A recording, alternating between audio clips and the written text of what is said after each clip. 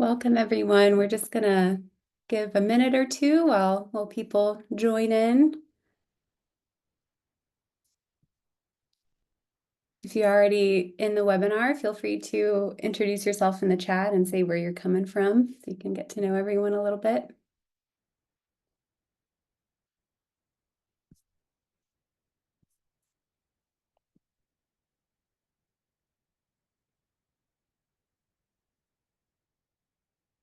Okay, we'll just give it another minute or so, let people log on here, and then we'll get started.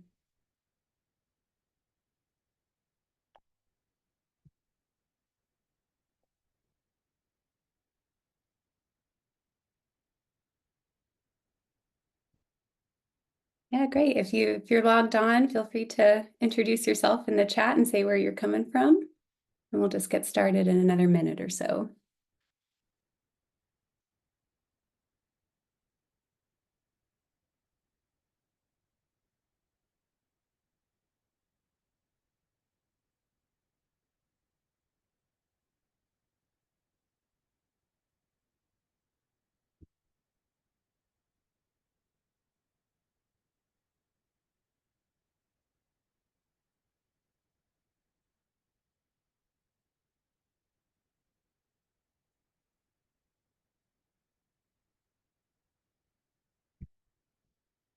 Okay, I think we'll go ahead and get started. So welcome, everyone. Good morning, good afternoon.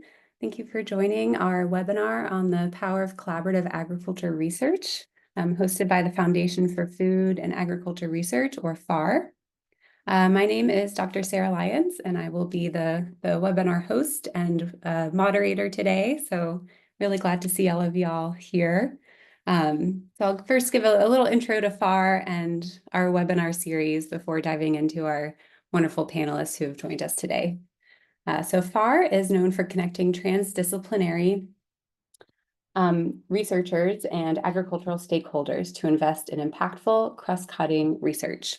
As we celebrate 10 years of FAR, we are looking back at our decade of impact and showcasing our vision for the future.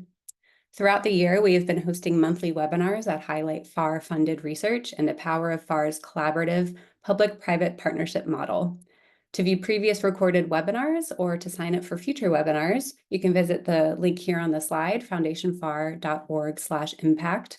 And this webpage also features other content from our 10-year anniversary celebration. Next slide, please, Olivia.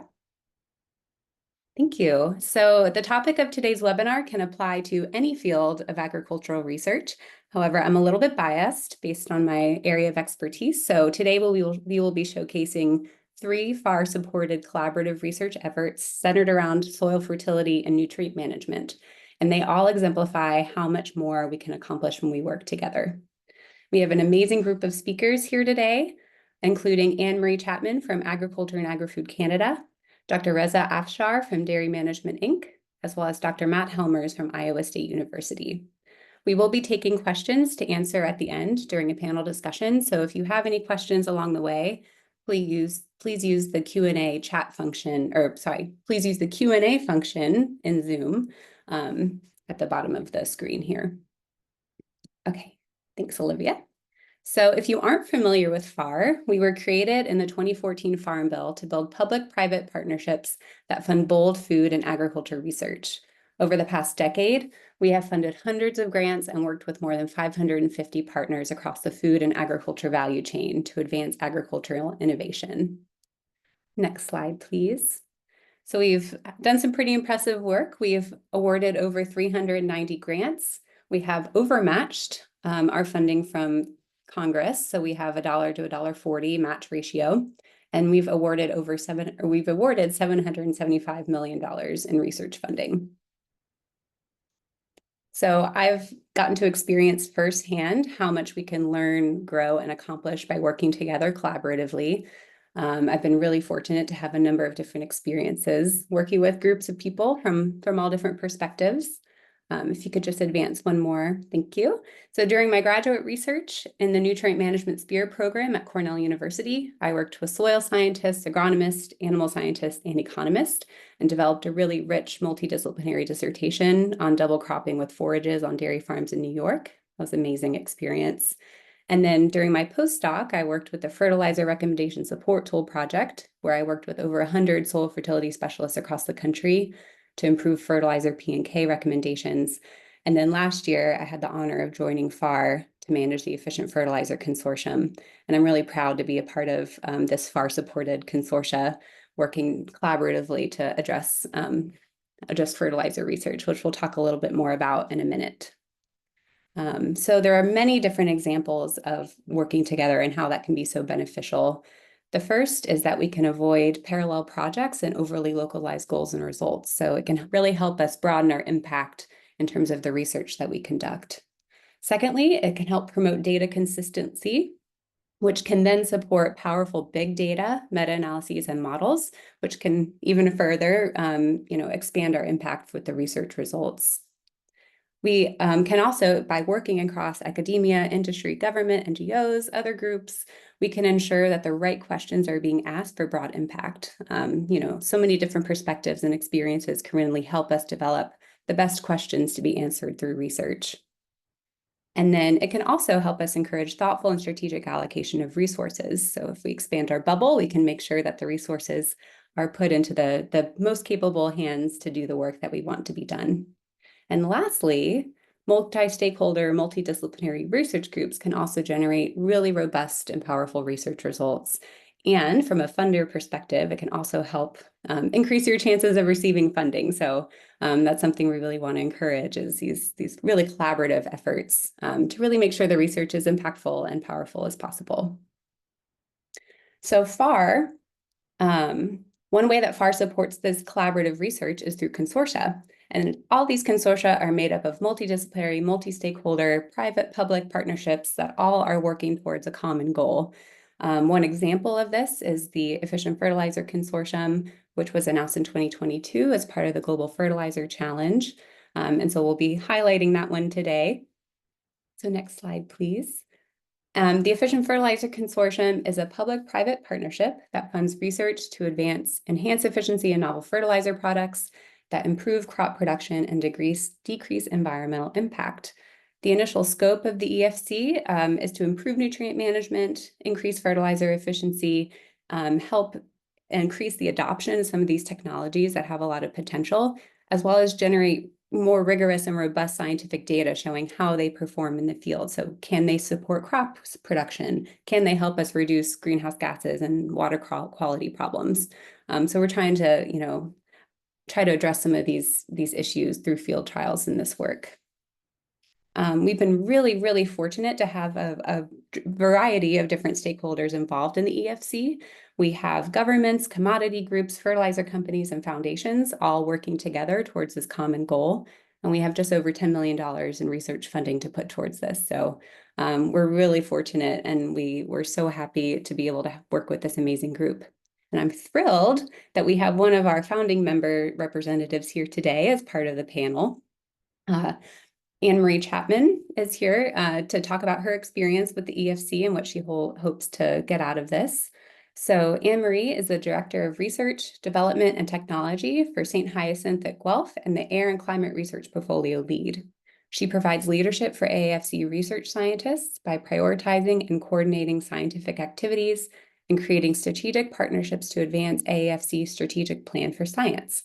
She brings 15 years of experience in developing policies to reduce the environmental impacts of the energy sector from Environment and Climate Change Canada, or ECCC, where she held the positions of senior engineer, manager, and acting executive director.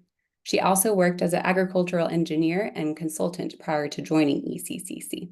So without further ado, I'll turn it over to you, Anne-Marie. Thank you so much. Thank you very much, Sarah, for the presentation. Maybe before diving into the benefits of AEFC joining the Efficient Fertilizer Consortium, I'd like just to put maybe a bit at the table. there are many innovative fertilizers products that are currently available, but we do need more research to better understand their GHG reduction potential and their impact on crop yield, considering different climates, different soil types, different management practices. And so this is where the Efficient Fertilizer Consortium will come in and will fund research that will generate data and evidence on how these fertilizers perform both in support of healthy food crops and also on their promise to reduce greenhouse gas emissions and other environmental impacts. So why Agriculture and AgriFood Canada and the Government of Canada as a whole decided to join the Efficient Fertilizer Consortium, it really comes back to what Sarah presented earlier, and I had not seen her slides, but it's really the power of collaboration. So increased collaboration and coordination means that we can prioritize our resource and we can share with the scientific community on fertilizers. And our end goal is really to have a reduction in greenhouse gas emissions from fertilizers, but also to improve and to make sure that we don't jeopardize crop yields and health of soil. And so Canada has a target to reduce emissions from fertilizers by 30% by 2030 with respect to 2020 levels, And so we certainly did have an interest in joining the Efficient Fertilizer Consortium, given the time that we have to get to 2030 and the power of that collaboration that we can leverage. Next slide, please. So as a founding member of the consortium, Canada will have the opportunity to influence strategic direction and research of the Efficient Fertilizer Consortium. We are joining other members, which include international governments, fertilizer companies, crop groups, and foundation. We are contributing to the development of the efficient fertilizer outcomes, which are to generate data, to generate knowledge, and to contribute our expertise and our resources that we have at Agriculture and AgriFood Canada. We have 20 research and development centers across the country, representing different climates, different soil types, different practices, which can be put to use through the EFC. And of course, we are providing the monetary commitment, which is 1.3 million Canada over 4 years, which means 1 million US. I should probably amend that to speak in US dollars.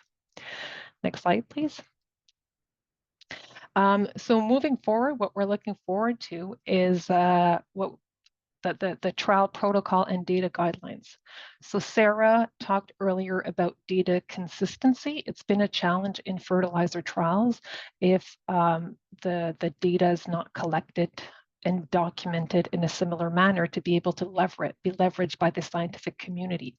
So just that in itself, having a trial protocol and data guideline will allow us and the entire scientific community to better leverage existing research and to advance knowledge. We're looking forward to sharing and receiving as well the data between the efficient fertilizer companies, the Efficient Fertilizer Consortium members. This will be useful for our farming community, but it will also be useful for the Government of Canada to make decisions to inform policies and programs to be able to see, what has the biggest potential for reducing greenhouse gas emissions, for example, while not jeopardizing crop production. We are looking forward to this collaborative approach, and my sense is that the collaboration will continue beyond the consortium itself. The relationships that will be built, the linkages that will be made will survive the consortium past its 4.5 years. And more importantly, we're looking forward to the knowledge and the data generating that they will help with our end result, which is really to have novel fertilizer products and practices that will help farmers grow crops while reducing impacts to the environment. That's really our end goal. So with that, I'll pass it back to Sarah. Thank you, Sarah. Well, thank you so much, Anne-Marie. We're so grateful to have you on our team. Agriculture AgriFood Canada has been an amazing partner in the EFC, so thank you. Okay, so next we have another FFAR-supported collaborative effort that I've really enjoyed learning about. And Dr. Reza Afshar will be talking about the Dairy Soil and Water Regeneration Project. Dr. Afshar is the Vice President of Soil, Feed, and Water Research at Dairy Management Incorporated, where he leads agronomic research and initiatives. With 15 years of experience across academia, nonprofit organizations, and industry, Dr. Afshar is an agronomist and cropping system scientist. He has authored 60 peer-reviewed publications and serves as the principal investigator for the Dairy Soil and Water Regeneration Project. So I'll pass it over to you, Reza. Thank you very much, Sarah. Hello and good afternoon, everyone. It's a pleasure to be with you today to provide an overview of our exciting project called Dairy Soil and Water Regeneration, or DSWR. As we look toward the future of U.S. dairy, we face a dual challenge: meeting growing demand for dairy products while ensuring that our practices remain sustainable and environmental friendly. And that's where DSWR projects and other projects that we are doing at DMI actually are important or central to this effort, helping dairy farmers to reduce the environmental impact and meet sustainability goals. Before talking the project, let me take a moment and introduce our organization. Dairy Management Incorporated, or DMI, was founded in 1955, and on behalf of over 26,000 dairy family farms and dairy importers, it managed dairy checkup program in the country. Our mission, which is guided by a Farmers Board of Directors, is to promote and build trust in U.S. dairy and dairy farming. A key component of that mission is sustainability. In 2020, dairy industry came together and set some ambitious environmental stewardship goals. Those goals include achieving greenhouse gas neutrality by 2050, optimizing water use on farm, and improving water quality. Achieving these goals requires not just commitment, but also cutting-edge research and innovation. And that's where DSWR comes in. DSWR is a multi-state, multi-institution project that was initiated in 2021 and will run through 2028. It received $10 million funding from FFAR, which is overmatched by industry partners like DMI, Nutrient, Starbucks, and Nestle.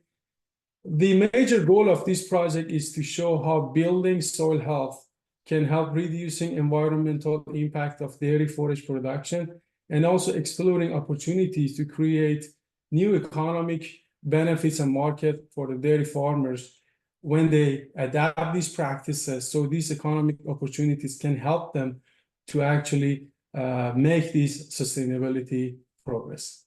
Next slide, please. The project is led by Dairy Management, Inc., in collaboration with the Soil Health Institute, 7 universities, USDA ARS, and also several farmers. By bringing together all these great researchers, we try to cover diverse climates and farming systems to ensure that the project outcomes and results will be relevant to farmers nationwide. We have developed 3 major tasks for this project. We call it task 1, 2, and 3, and I'll briefly talk about each of those tasks in the next few slides. Next slide, please. Task 1 was a comprehensive survey of soil health and soil carbon storage on dairy farms across 5 regions. Overall, 93 farmers participated in this study. Each of those farmers has received an individual report for the farm, and now our team are working on combining these individual reports and also running them through Comet Farm model. Next slide, please. Task 2 is our scientific replicated field research trials. Overall, we have established 17 trials on 13 sites across 6 states. In these trials, we are assessing the impact of advanced soil health management practices, such as cover cropping, conservation tillage, and utilization of novel manure-based products on environmental impacts associated with dairy forage production. We are collecting a lot of data, including greenhouse gases, water quality, soil carbon sequestration, soil health, and also agronomic factors. As you know, livestock farming, manure management is a big part of livestock farming, including dairy, and also manure management is a big part of the SWR. Specifically, we are evaluating the impact of novel manure processing technologies such as Cedron Varcor, dissolved air flotation, and livestock water recycling on greenhouse gas emission and water quality outcomes associated with manure management. Next slide, please. And task 3 of the SWR is dedicated to communication, outreach, and modeling. Communication is a big part of this project because we want to ensure that results reach farmers. All our university partners, they have extensive extension programs and disseminate project findings to their stakeholders as soon as they become available. And also modeling, also important part of this task. The data from the SWR will be used to improve and update existing models such as DNDC and Century for dairy systems. Specifically, no data is available regarding the impact of advanced manure-based product. So the data from the SWR will be useful to incorporate these products into these markets. Next slide, please. None of this would be possible without a strong partnership. By bringing together farmers, researchers, nonprofits, food industry, and organizations like FFAR, we can address large-scale challenges like climate change more effectively and at a faster pace. Before I close, I'd like to recognize FFAR as they are celebrating the 10th anniversary this year. FFAR really pioneered in establishing public-private partnership in the United States, and which has been instrumental in advancing innovative agricultural research. FFAR has been a great partner to US Dairy, and we look forward to continuing our partnership with them in our sustainability journey. Thank you very much. If you need to learn more about the project, you can go and visit our website. Next slide is showing the link. Thank you very much. Thank you so much, Reza. I know I can speak for the FFAR family and that we're very thankful for your partnership as well and the important work that we're doing together. Great. So last but not least, we have Matt Helmers, who will be talking about the Nutrient project he's a part of. So Dr. Helmers is the director of the Iowa Nutrient Research Center, Brent and Cindy Hart Professor, and a professor in the Department of Agricultural and Biosystems Engineering at Iowa State University. His research areas include studies on the impact of nutrient management, cropping practices, drainage management, and prairie strips on nutrient export from agricultural landscapes. So I'll turn it over to you, Matt. Okay, thanks, Sarah, and thank you very much for the opportunity to talk today about our project. I see one of my collaborators, one of the team members on this project, I think maybe on Dr. Jeff Volenick. I think this is a good example of a project on how industry and academia can work together and then work with an entity like FFAR. In our project, this is one of the things we commonly called it FFAR because there was also FAR with our project, which was the Foundation for Agronomic Research. So this project grew out of a 2014 meta-analysis that was conducted by Allison Eagle as part of the 4R Research Fund with the Fertilizer Institute. That work, I think, was really important in guiding the generation of this team because it identified a gap in evaluations of 4R nutrient management where crop yield, water quality, and greenhouse gas emissions were monitored at the same site. I happened to be on the TFI 4R Research Fund Advisory Committee at that time, and when Dr. Eagle presented, Paul Fixon, that was with IP&I, at that time asked the question, are there sites out there with drainage water quality monitoring? There were, and so a few of us came together to invite individuals to a spring 2016 meeting to discuss a coordinated effort around this. No guarantee for money at that point in time, just a kind of a scientific interest on understanding what was being done and opportunities for collaboration. The growth from that was that the team started to put together a concept document in kind of the summer of 2016 about what we could do as a coordinated effort, and so happened that the 2017 FFAR funding opportunity came out, and we replied to that. The team is always actively engaged with International Plant Nutrition Institute and TFI scientists, and as within our project, you'll see in some pictures, they've been engaged in our various meetings, whether in person or virtually. Let's go to the next slide. Yeah, so our sites are located 6 states and provinces. So we have University of Minnesota involved, Fabian Fernandez, myself in Northwest Iowa, ARS near Ames, Kelly Nelson in Missouri. Then we had Lowell Gentry and Dr. Laura Christensen at University of Illinois, Dr. Sylvie Brodeur and Dr. Jeff Olenek at Purdue, and Dr. Craig Drury with AgriFood Canada. So again, 8 research sites, 6 provinces, 80 treatments, 252 plots, and 8 on-site weather stations. We can go to the next slide. I guess this is our objective was to quantify the impact of 4R nutrient stewardship on crop yield, soil health, nutrient use efficiencies, nutrient loss with leaching, and gaseous nitrogen loss across this coordinated network of sites in the major corn producing areas of North America. You'll notice there that soil health was also added, and that was as part of the FFAR call. And I think maybe our program manager, Lakeisha Odom, is on, and so we were fortunate to work with her on this overall effort. We can go to the next slide. So some of the things that we did as part of this group that I think helped us, we had yearly in-person meetings and monthly video calls. There was a data and synthesis team from the start.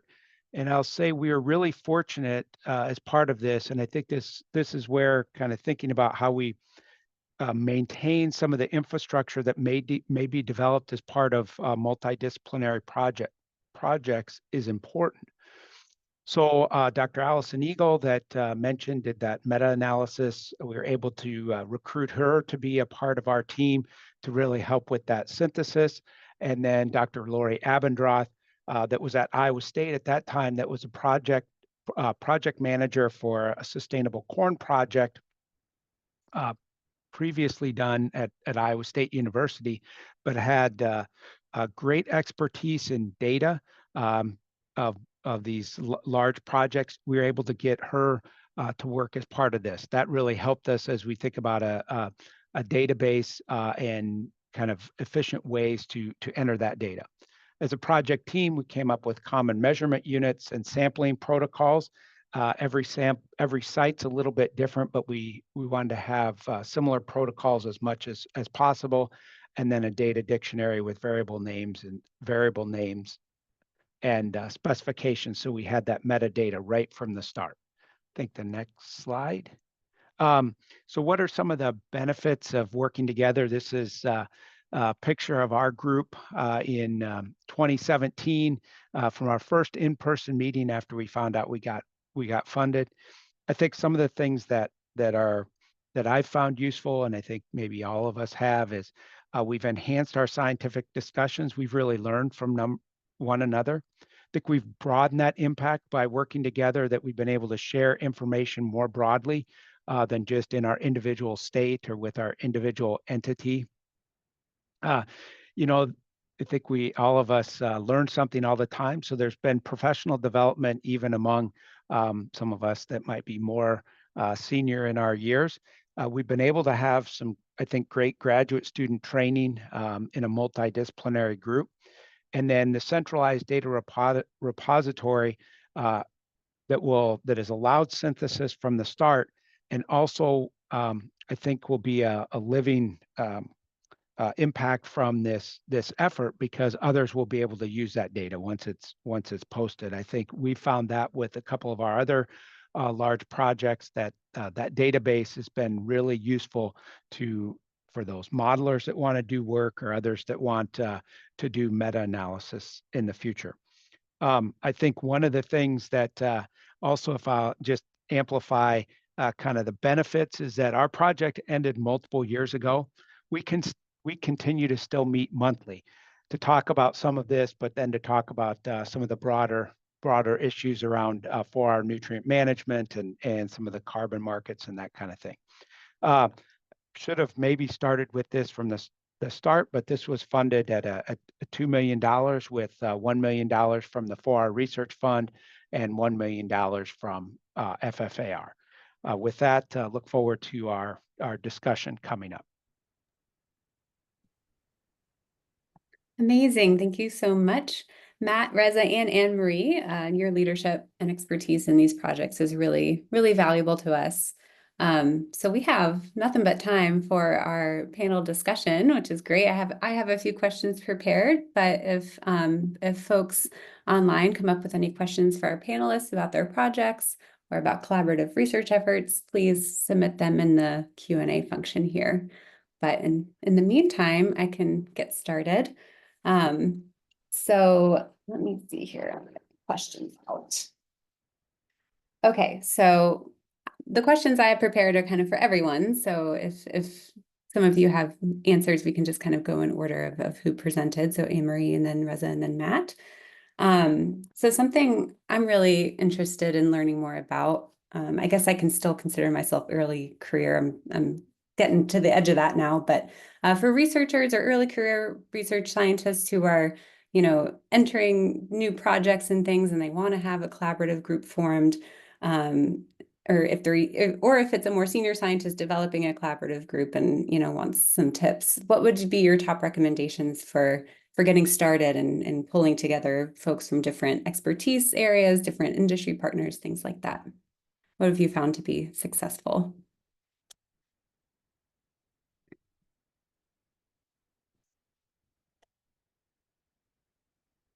Where would you go to find people? Sorry, I wasn't clear if I'm starting on this. Oh yeah, go ahead, Amy. Sure. I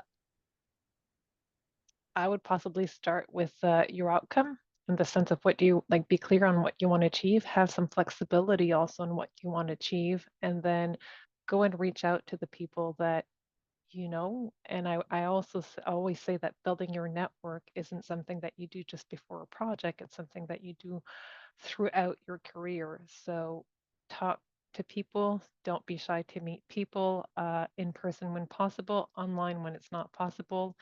I talk about creating relationships, but also maintaining them. So that you have a broad network. Don't be shy to reach out to your network as well to ask for advice. No, I've got this project, I'm looking for this type of expertise. Who do you think could contribute? And so on. So my advice would probably be along the lines of like having an idea of actually what you want and what you want to achieve, and then leverage your network. But to do that throughout your career, make sure that you nurture that network. And I've used the word flexibility a few times. I think it's a key word. Be flexible in your goal, be flexible on how you want to work, be flexible on how you work, be flexible with work styles, opinions, and so on. But that's all part of the maintaining the relationship. So that was my perspective, but I'm very curious to hear what my colleagues have to say. Yeah, Sarah, I agree with what Anne-Marie mentioned. I think the first step is to expand your network. And my top recommendation would be to actively seek out collaboration from different disciplines right from the start, because you can get a chance to bring in some ideas with them. And also, as Anne-Marie mentioned, be flexible when you get those feedbacks. How you can do that, I think, by just simple ways: attending conferences, networking with people that are outside of your field, or directly reaching out to people who think would be beneficial for your project and help you to expand your ideas. Yeah, I guess I don't have too much to add other than for anybody on here or that listens, you don't have to be the most outgoing person to network. I'm a major introvert, and so the idea of like talking to new people and networking is a challenge. But you know, I think it can absolutely be done, and in small ways or large ways. What I found, I guess, is in my careers. Most people, not all, but most are interested in working together and interested in discussing science. And so, you know, kind of, you know, finding those individuals that you think you can work with, that you have similar, you know, similar interest in advancing science and understanding, I think is important. You know, I think when we with the Nutrinet, you know, we kind of knew who people were that were doing drainage water quality research, and we just put out a note about, are you willing to come to a meeting? We didn't know if anybody would accept, actually, you know, but I think everybody did. And so, you know, I think that's a sign that, you know, people are interested in seeing their work have greater impact and working with one another. I do think that at times, if you can come up with an idea and have, you know, at least some semblance of a team,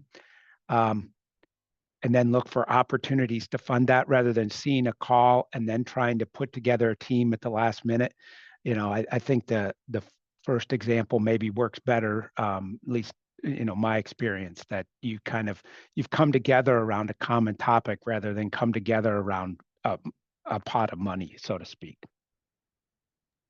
That's really wise. Good point. Yeah, very helpful. So we have, Matt, we have a science question for you. Yeah. You want to answer. Have you and your team come up with recommendations to mitigate eutrophication of water bodies in the Midwest? Yeah, that's a good question. If we had that, we'd have it all solved. But that's a great question, and I think you know, one of the things that we found with this is that yes, the 4R nutrient management practices or nitrogen management practices can help us you know, kind of make incremental improvements. But we really need to also be thinking about cover crops if we're thinking about nitrogen loss. Some of the research sites, those 80 treatments, some of those had cover crops, and we saw, you know, dramatic reductions in nitrate there. But I think it also highlighted that, you know, as we think about this in the large scale, it's going to take more than just infield nutrient management to solve some of these problems. We do need to think about cover crops and then some of the edge of field practices as well. And I know, I think FFAR is involved with some efforts around some of the edge of field conservation practices as well. So I think, you know, it's really a system. We need to think about all parts of that system. Yeah, and that's another great example of why collaboration can be so helpful, because to look at it as a system, you need all the different expertise minds together to answer those questions. Yeah, that's great. Okay, so I have another question for you all about working collaboratively. You know, so I've worked with some pretty large groups of people, which, you know, can be really amazing, but also coordinating with all these different schedules and different ideas and strong personalities can sometimes be a challenge. But I think the results can be even more gratifying. So if y'all have, you know, experienced any maybe challenges or just, you know, things, what have you found to be helpful for keeping things progressing and helping groups keep being productive, maybe when some of these tensions come up in these bigger groups? And maybe everything's been perfect, so that could be an answer too.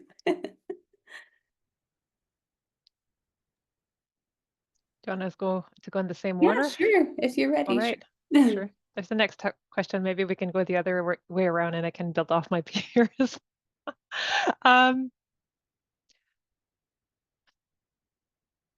Communication and relationships are always extremely important. And so it's about keeping the lines of communication open. So if there is some tension, if you're in that hypothetical situation, Actually, let me back up. I would say just be really clear and have a lot of communication in a preventive manner, right? So take the time to build relationships. Take the time to know who you're working with, what's important for them, what's their communication style, what's their learning style. Okay, so that's part of the preventive aspect. And then make sure to communicate efficiently without over communicating and being a large emails generator. Just find the right balance to be able to communicate efficiently and succinctly what's going on with the projects or what the issues are. And if there are issues, don't let them snowball. Have the leadership to have those easy or difficult conversations to move forward, always in a very respectful manner. So I come back to the word that I've used earlier, which is flexibility. I think that to collaborate and to be a team player, you need a lot of flexibility to adapt, to see, what are our common goals? How can we work this out? Think outside the box, take some, leave some as well. So those would be my thoughts. So to summarize, preventive manner, communications, collaboration, get to know who you're working with. And then if something happens, address it. Address it. It will not go away. I feel like I'm giving marital advice at the same time. But I'm telling you, this advice can go towards any aspect of your exactly. life. So everyone take notes.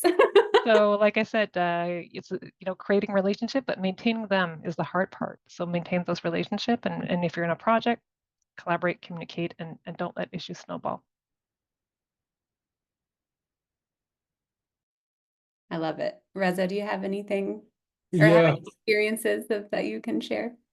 sure. Building on what Anne-Marie mentioned, I think effective communication, having good listening skills, and also having a clear description of roles and responsibility are very important in making large-scale multi-stakeholder projects successful.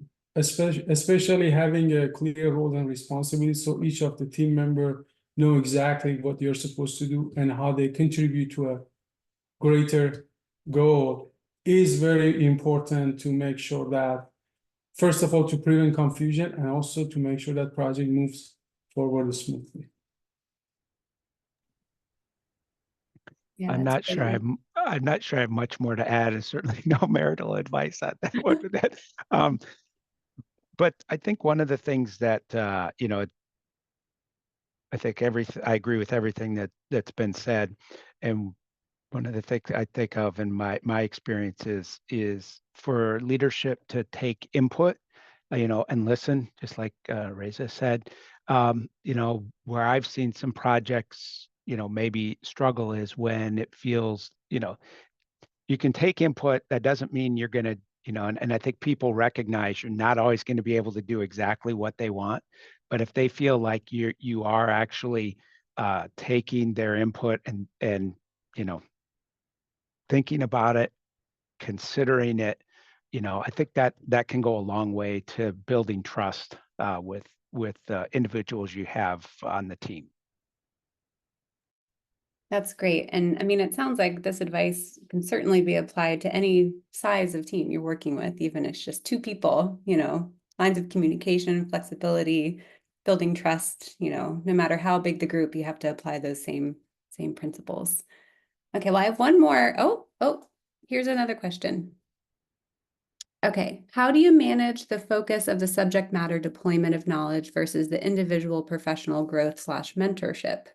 In our science communities, we often think we are creating data, but the key is the ability to make decisions and applications. Data simply fill our hard disks. Solutions and decisions aids are the key. How do you best share the rewards of working together versus getting it all yourself?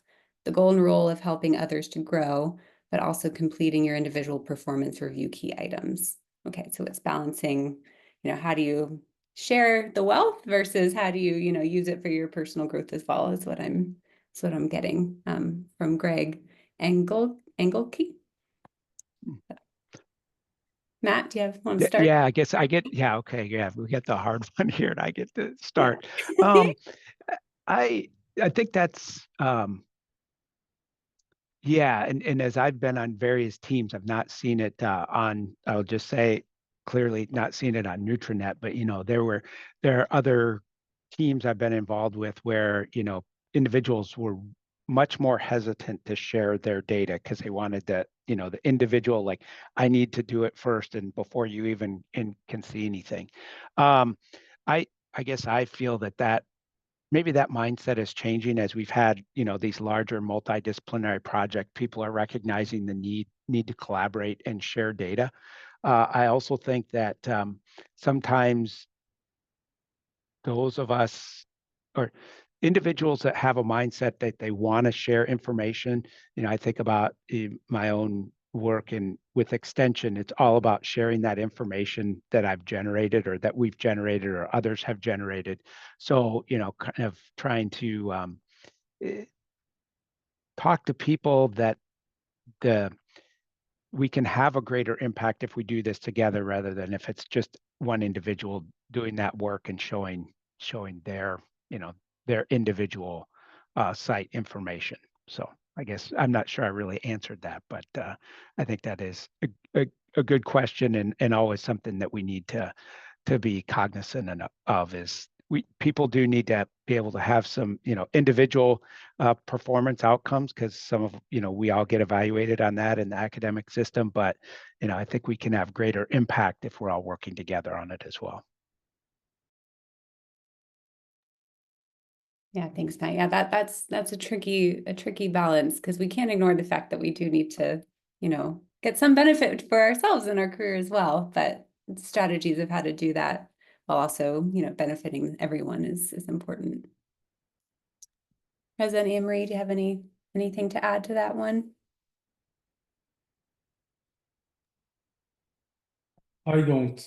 So I would have a tiny bit to add on what Mark said, and thank you for going first on that one, Mark. I feel like to some extent the question that's being asked is like, or the trade-off that is, are you going to play the short game or the long game?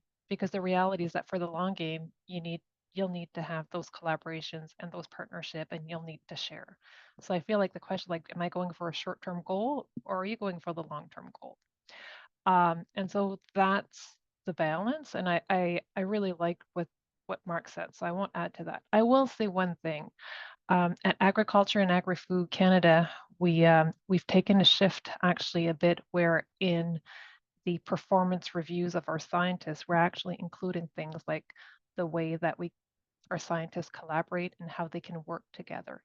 So I am hoping that this will come down as well and in other organizations that it will seep through so that we actually do value the collaboration and we do value the working and we encourage it openly. And so I just wanted to share those two additional thoughts on top of what Mark has said.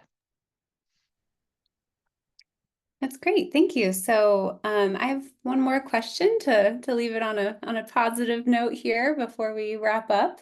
So my question is, it's a bit open. So it's really just, what is your favorite part about working with a diverse group of people, and or do you have a fun thing that you've learned or something that you've been able to experience as a part of being part of a group like this? Reza, you want to start this time? sure, yes, it's my turn.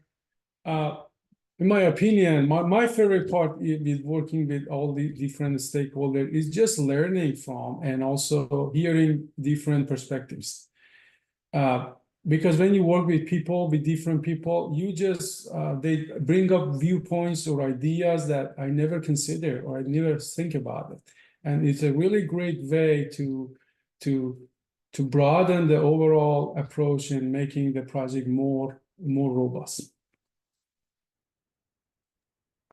That's great. Yeah, I love learning from people who have different experiences and expertise. Ready to go, Anne-Marie? Anne-Marie, Go Anne-Marie. Yeah. Sure. So I agree. I agree with what Reza has said. I would say, if you're asking me what's the most interesting part, so yes, it's working with colleagues, working from others and learning from them, but it's also contributing something to greater. The reality is that in our case, the research on fertilizers, there is just so much that we can do. There are so many products, we have so much science to generate, that there's a lot to do, and it would be hard to do on our own.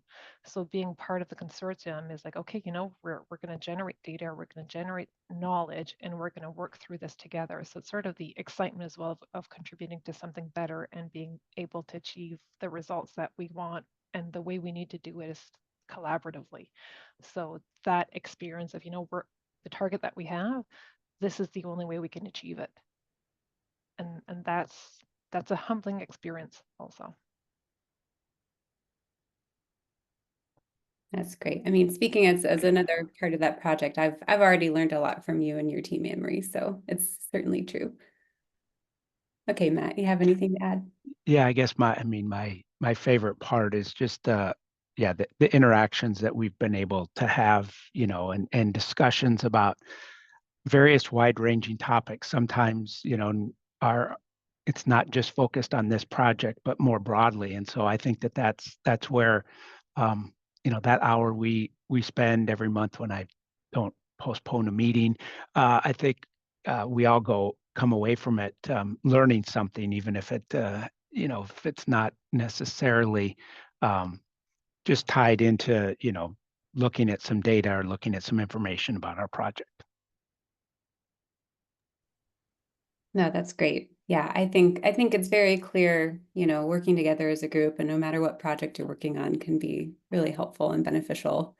We'll go ahead and go to the last slide, Olivia. Before we wrap up, I wanted to say just a couple thank yous, not only to our wonderful panelists here, but also Olivia Shoemaker, who's been making this webinar happen. Couldn't do it without her, as well as a couple other members of our team from FAR, Colleen Daniel, Allison Thompson, and Angela Records, who helped us get this webinar together. So really thankful for everyone joining and for our panelists. And oh, I think I had one more remark from FAR. Outside of just this webinar, we are so grateful from FAR to our grantees, partners, and collaborators for supporting FAR, and we're looking forward to continuing our work over the next 10 years. So I have all of our contact information here, the website for more of our 10-year anniversary webinars and information. And with that, I'm going to wrap up. So thank you so much for everyone joining today. This is recorded if you want to share or go back and watch later. Thank you all for being here. Really appreciate and thank you. Oh, okay. Bye. Thank you. Thank you.